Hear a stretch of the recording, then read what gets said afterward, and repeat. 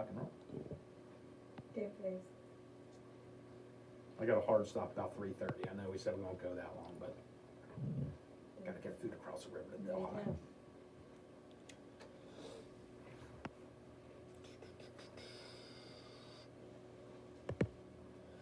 All right, guys, good afternoon. We just finished up our show, Okay, Let's Be Frank, on 1320 AM WCVG The Voice, sponsored by Bill Ham, Liberty Mutual Insurance, Home Auto Life. No matter your insurance needs, Bill has you covered.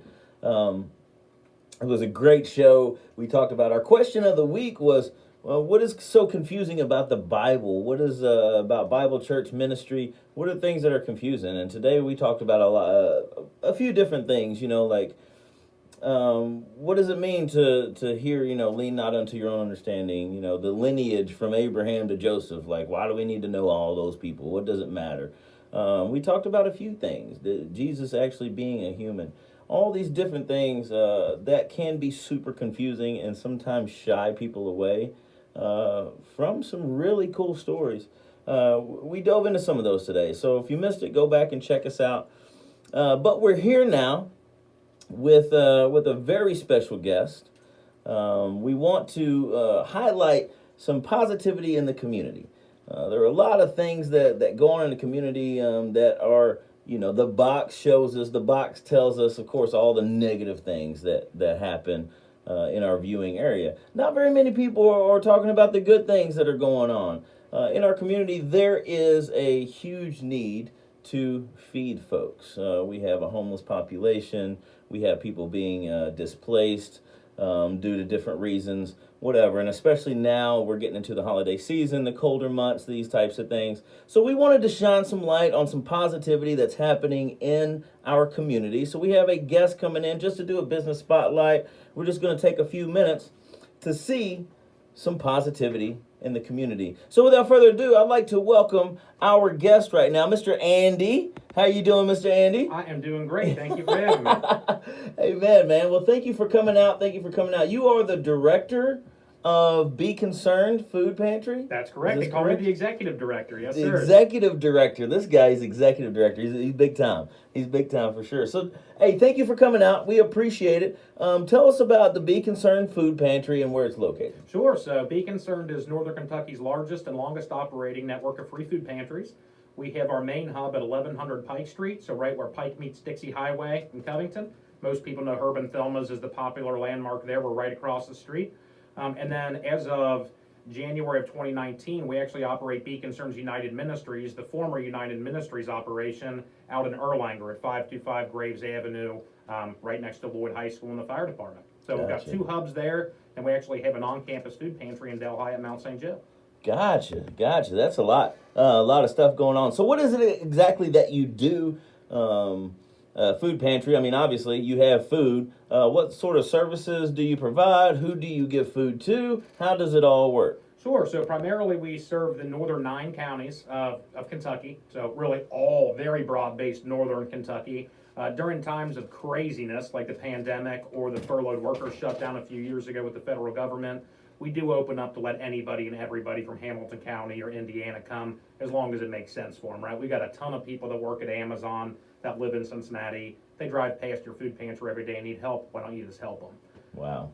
That's super cool. That brings up such a good point. I'm so glad you went there because I know that there are some entities that you have like certain criteria you have to meet. And, for instance, down in Newport, I think that there are like 7 churches that have gymnasiums or whatever. But there are certain criteria. You have to be a member, or be with a member or something like that. What is the criteria for Be Concerned Food Pantry to be able to get assistance? Sure. It's one of my favorite things about Be Concerned is our mission statement's really simple, right? So we respect the humanity and dignity of all people while serving our northern Kentucky neighbors with the necessities for life. And we do that through our food pantries and our thrift store. So also like voucher programs for people that need seasonal clothing, which right now is appropriate, right? You need a jacket, need pants, need coats.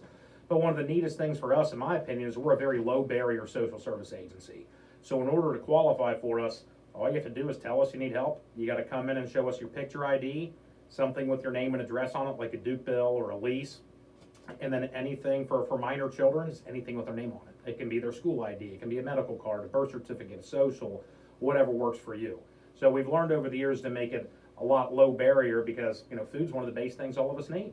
Absolutely. So if you need food, let's make it easy to get it. So you just tell us you need help, we see a couple documents, and then you're good to come shop once a month actually at both sites.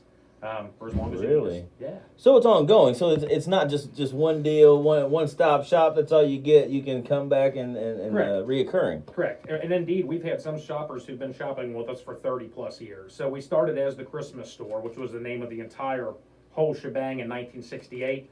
We're gearing up for our 54th edition of that December Christmas store. But in the ensuing 54 years to get to where we've been now, we've expanded into a more robust year-round pantry model. So families come to us one time a month. They get about $200 worth of groceries when they come. And then it is a supplemental, ongoing, no end date. And even in rough times for families, if you have to come back more than once a month, you just call us and we work that out. Things happen. Absolutely. That's awesome. That's really cool. So we okay, let's be frank. We're involved with some outreach ministry, some different things like going out into the community. Is there anything like that at Be Concerned Food Pantry, or is it more of an in-house deal? People come to you. So more of an in-house. I mean, we do a certain amount of outreach in certain populations. So with our seniors here in Northern Kentucky, when Senior Services in Northern Kentucky closed a few years ago, there was a service gap for some seniors getting food. So we started our senior food delivery pilot, which has now become a project. So we deliver to 4 different site-based senior living facilities in Northern Kentucky once a month. It's about 125 seniors, but we're a choice pantry, which means we were the first pantry in Northern Kentucky that said, when you come to us, we're not just going to give you a box. You're going to come in and shop the grocery store and take what you need within limits. So the choice pantry is really one of the mountains that we die on. So all those seniors from Senior Food, they get a menu once a month from their site coordinator. They send it in, so we only give them what they need. We're not taking them extra stuff that they don't necessarily want, but have to take the canned goods to get the dish soap, for example. Right. So the choice is a big entity for us, a big part of what we do and a big part of our mission. That's super cool. That is really cool. I personally haven't heard of anything like that around here. That being said, tell us a little bit like the beginnings, the startings, like whose idea was it? Somebody got together just sitting in a car, sitting on a corner. How did it get started? Sure. So in 1968, in Covington, there was a local priest from the church, Mother of God Parish. He was Monsignor Thomas Finn. And Monsignor Finn was a mover and shaker behind a number of social services that eventually developed in Covington. So Monsignor Finn had a hand in like Parish Kitchen and what became Be Concerned or the Christmas store. But in 1968, some families from Mother of God in the community came to him and said, Monsignor, we're going to need some help with Christmas this year. Do you have a Christmas program? So Monsignor Finn approached a nun named Sister Donna Kenny and said, hey, there's this need. Can we start a program? And as nuns do, she said yes. And also as nuns do, there were going to be a couple rules. And Sister Donna was the first one that made it a rule that said families are going to come in and have a say about what they get. We're not going to give white girls white baby dolls and black girls black baby dolls. We're going to let their parents come in and pick out whatever they think is best for their family. To give low-income people a say, right? A lot of times our people that don't have the most income also don't have the most choices about life. So that choice was born out of Donna's decision to say, listen, people are going to come into our shop and they're going to pick their own stuff out. We're not just going to give it to them. And then with that, families in that initial year paid like 50 cents to come in, so that when they left, if any neighbors or family asked with a whole heart and a full mind, they could say, I bought it.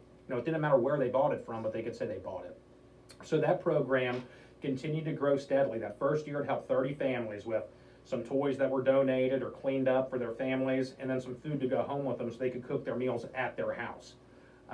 Over the years it grew. Sister Donna got reassigned. I believe in 1971, a lady named Betty Zimmer got involved. And Betty Zimmer really shouldered the burden of the Christmas store and took it over from Sister Donna when Sister Donna got reassigned.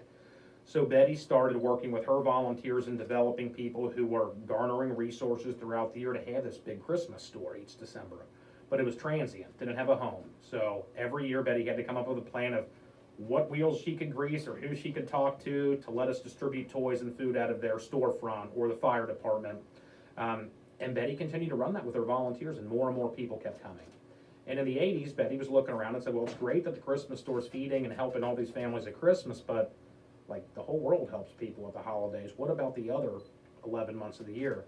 So it was Betty's idea to launch a year-round free food pantry in Covington, which was Covington's first choice pantry. So again, like Sister Donna, Betty said, we're gonna fill the pantry with items, but people are gonna have a say about which items they take, and if you don't like green beans, you should never have to take green beans.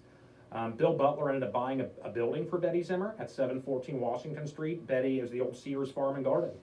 Betty and her friends and family took time to retrofit the building, to fill in all the pits where they used to change tractor oil and stuff. In the late 80s, opened up to do the first ever year-round free food pantry in Covington. Over years, people kept adding programs. They added a houseware and a thrift store, so there's a place you can come just like a really low-level, big-name store like Goodwill. We have things that are used, people donate them, and then we sell them or give them away to people in need. And so that continued to grow as well.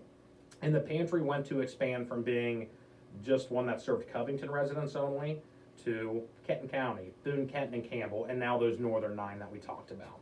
We stayed in that building from the late 80s all the way until 2016.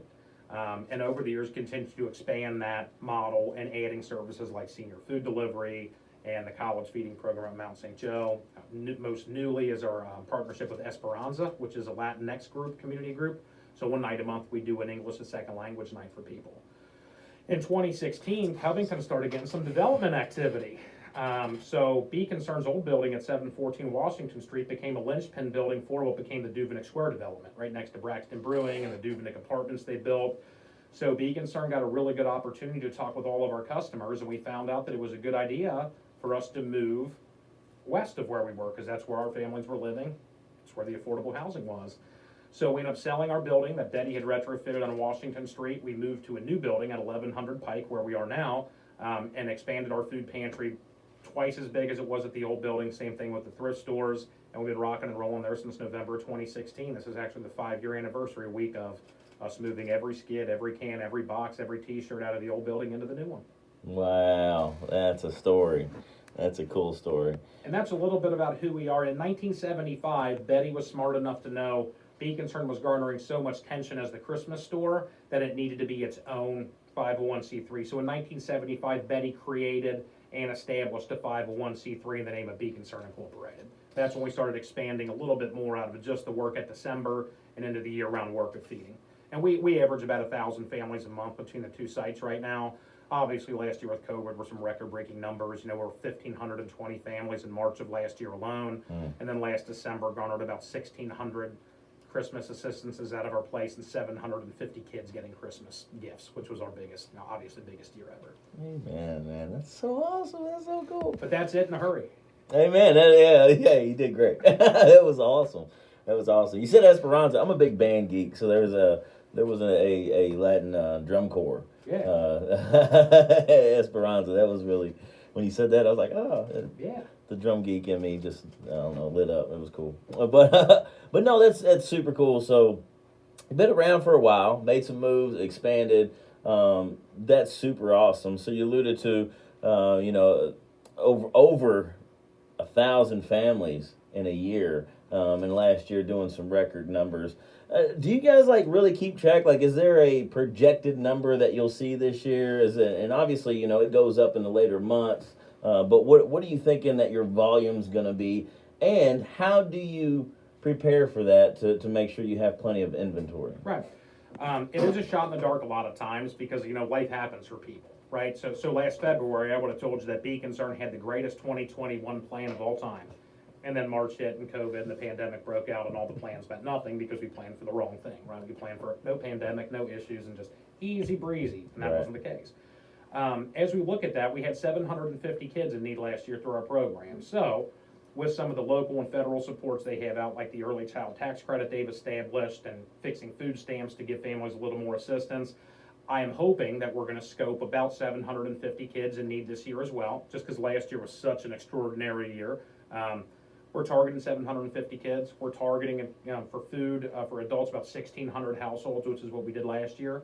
Hopefully those numbers are on the high end, but we always, just like our budgets and everything else, we try to use a worst case scenario when we stock to make sure that we have enough to get through. That's why we got really lucky. In March of last year, we were one of the few places that had ground beef and had hand sanitizer and had wipes, because we keep normally about a 6-week inventory in the building so that if the world stops, we can at least keep going while we develop an emergency plan, so that the whole engine doesn't have to stop serving people while we figure it out. The service then continues while we figure it out behind the scenes. So typically, stock-wise, I mean, we're prepared for 750 kids, so that is 3 gifts a child is normally our goal, so looking at roughly 2,250 brand new toys is what we'll need to get through that. And then on the aspect of food, we normally give people about 50 pounds of food, but it is a choice pantry, so it depends on what you take. If you take everything, a lot of times it's like 75 pounds, but if you do that math, even just at 50, at 50 pounds of food for, just say about 2,000 families that'll come through, that's a lot of food that we've got to move. And then a lot of people are surprised to find out that we use the revenues from our thrift store and from our donors. We buy food, just like Kroger. So a lot of the canned goods and things that are inside Beacon Store, we have about 20 staple items that we provide, so families can count on it. But there's about 20 staple items in the pantry that we buy from wholesalers, just like a Kroger does, or just like an Aldi. So we have a food budget. I think we just did the budget for next year. It's about $100,000 for straight food, plus the non-food stamp items, which is where we're really starting to expand. A lot of folks don't realize that food stamps don't buy your baby diapers, they don't buy your wipes, they don't buy your baby shampoo, they don't buy your deodorant. So there's become a focus for us of saying, well, like when I go to the grocery store, they have everything I need. But when I go to a food pantry, why are there certain items that are just unavailable? So we're trying to put a focus next year on getting some of those health and hygiene items in on a 12-month rotating basis as well, so that families can have really everything they need. Looking more of a one-stop shop for a grocery store and changing that mantra of what a food pantry is. A food pantry is a place that provides necessities for life, not just loaves of bread and cans of corn. Absolutely, man. You want to shift that idea. I totally get it. That's so awesome. That is so awesome. So you've given us some background. You told us a lot about what you do. Andy, we really appreciate you. You have been there. How long have you been there? How did you get started in this industry and become an integral part of Be Concerned Food Pantry? Sure. I had been at Be Concerned since August of 2013. I had been the executive director since April of 2014. I came on a transition plan to take over for the gentleman who's going to retire. My social service journey started as a student at Mount St. Joseph University. I mean, I went to Catholic grade school and high school over in Cincinnati, and I had done community service over the years. In my opinion, I had never had experience with what I learned is meaningful community service, right? Not just going in and sorting socks in a thrift store for a church because you have to go out one day as a high school student. So I started experimenting in college after I got done playing football with service opportunities. So I did a little tutoring, so I found I didn't want to be a teacher. I had worked at the museum center in the bodies exhibit. That was a lot of fun when I was in town, but it was still like a teaching aspect, just telling people what everything was. And then I started getting involved with a place called Our Daily Bread. And Our Daily Bread is a soup kitchen in Over the Rhine, which when I was a college student was voted by USA Today as the #1 most dangerous zip code in the entire country. Mm-hmm. So as a college student coming off of playing football and thinking I was something I probably wasn't, says, well, send me somewhere a place people are afraid, or that we're really struggling to get young people to go. And so lo and behold, I was introduced to Our Daily Bread. At that point, I think I was a chemistry and physics major. I was hoping to go to med school. And after my first experience as a volunteer at Our Daily Bread, I saw a great number of people in the line needing help. I saw a great number of people there to serve, but I noticed everybody was older, all the people helping. And I had made the decision at that point of, what happens if I give the beginning, the middle, and the end of my career to the nonprofit, instead of going to work at, per se, Procter & Gamble for 25 years and retiring and then coming out and say, well, now I want to go help in the nonprofit. I had made that decision seeing a bunch of people who came to it as their second chapter of life, and that was great because they had awesome skill sets and they knew a bunch of folks. But I just didn't see too many people making that willing decision out of college to say, I want to go work in the charity world. So my junior year of college, Ronald McDonald House hired me. So Ronald McDonald House in Greater Cincinnati was looking for a third shift guest services manager, someone to man the house overnight. They had found out a little bit about my work at Our Daily Bread through family and friends that volunteered there, and they ended up hiring me. So junior and senior year, I worked third shift on the weekends there, and Our Daily Bread ended up putting me on their board of directors. I was their student intern in the co-op, and then they hired me as their volunteer coordinator right after I graduated college. I did that for about a year while working at Ronald McDonald House, and then an opportunity came at Welcome House in Northern Kentucky to start working with their homeless population as a HUD Services case manager. At that point, I knew I wanted to become an executive director one day. I really liked the nonprofit aspect. I love the beauty of seeing the community come together from all walks of life to help people and people from all walks of life. And at the end of the day, I took the job at Welcome House. It's like an hourly caseworker so that I could start to learn the boots on the ground of, how do you work one-on-one with the street homeless people that might be living under a bridge? How do you do a home visit with folks? And kind of worked my way up at Welcome House to become the supervisor of their HUD-based services for case management. And at that point, knowing I wanted to be the executive director of an agency, the opportunity at Be Concerned came. At that point, I was 25 years old, and went in, called Be Concerned, follow up on my resume, and I just didn't make the cut for interviews, and that was okay. But the director at the time wanted to talk to me about, my resume, and, I honestly just asked him why I didn't get a call back. I was shocked. I was that arrogant that I was shocked that he gave this my resume and said, good Lord, this guy's not gonna call someone back. And it's not one of Paul is his name, it's one of Paul's favorite stories to tell, because I wanted to call and know why I didn't get a call back. This is what I put my entire life into at the point.